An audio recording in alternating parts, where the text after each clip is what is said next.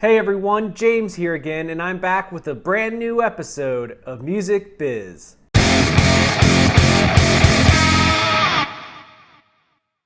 If you're a regular viewer of Music Biz, then you know that we spend a lot of time giving you tips and advice for how to navigate and understand the music business. We take a lot of pride in trying to give people the right way to do things, but recently a few things have come up that we wanted to address real quick. As long as there has been a music business, there have been people who have tried to find shortcuts to success.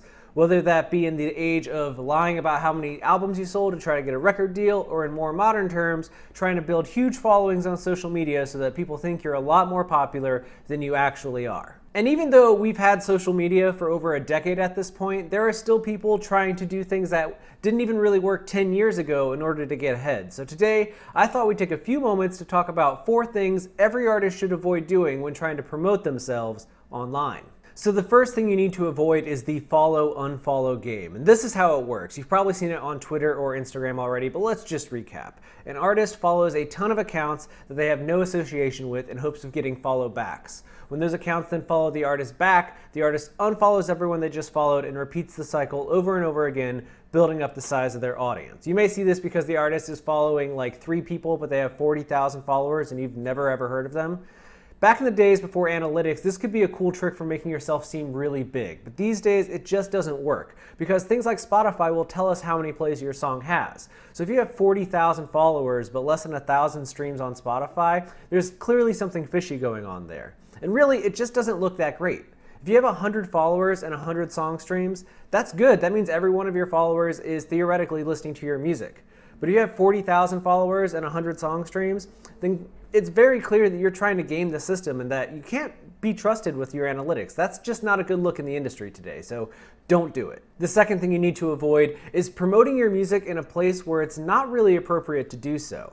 If you've ever followed any big musicians on Instagram, like a Billie Eilish, for example, if you look at her posts, in the comments, there will always be some artist that's sharing their latest music video or a clip of them freestyling or just something that's like, follow me. If you like Billie Eilish, you'll like my music. You go to their page and they make gothic rock and roll. And while there may be a little bit of crossover there, it's just not really the place to do that. I mean, Billie Eilish's fans are trying to interact with Billie Eilish and they're not trying to see your new music video or check out your freestyle or just be, bothered by things that they're not interested in. And it really kind of comes across as this shameless attempt at getting attention because you don't feel like you can do it through your own promotional efforts. And the industry also doesn't care for those things. I mean, if I represent somebody like Billie Eilish and there's some artist clogging her feeds with their own content trying to pull away her fans, that's not going to make me want to work with you. Third, and this might be the one that drives people the most crazy, stop DMing people that work in the music industry on their personal accounts.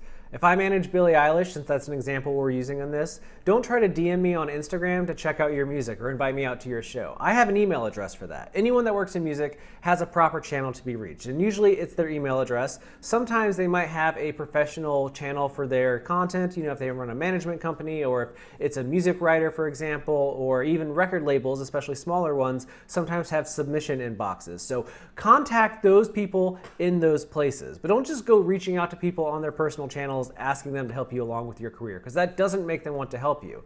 And don't add them or like their content just so that you can turn around and ask them to do a favor for you. That's not really how it works. Just because you like 10 of my Instagram pictures doesn't mean that I'm going to sign you to my record label or I'm going to let you open for my band on tour. That's not really an even exchange of goods, nor is it something that I agreed to before you started doing it. That's not how negotiations work. And going along with this idea that the music industry is very small, because it is. I know that it seems big and widespread, but the core people, the real movers and shakers, they all know each other or they know somebody that knows all the other people and they're all connected. So lastly, avoid talking smack online. Don't be hating on people in the music industry because they don't want to work with you if you don't have a good reason to. I mean, if they physically hurt you or if they do something shady, that's totally grounds for being called out. But if you're just not getting the attention you want or they're not replying to your email in a timely fashion, don't go posting that all over social media because it makes you look less professional than it makes them look like they're bad at their jobs, because